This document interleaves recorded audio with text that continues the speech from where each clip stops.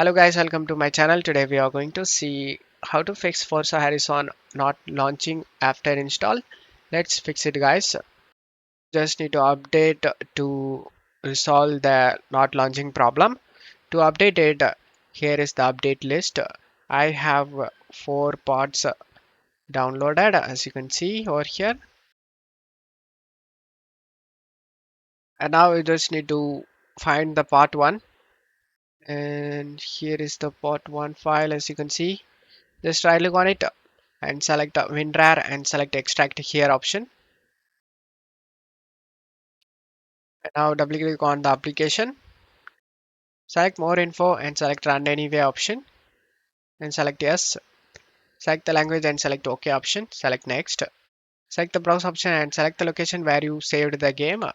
I saved in C drive. Here is the game folder. Select it and select OK option. Select next. And this will ask already exits. Select yes. Username. Just type your name.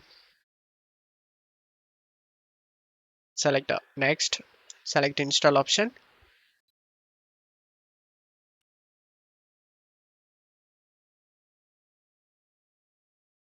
After the installation done, select the finish option and launch the game through the desktop shortcut.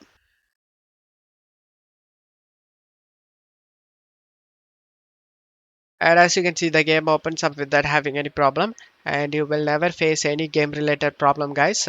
Don't forget to leave a like guys. Thank you.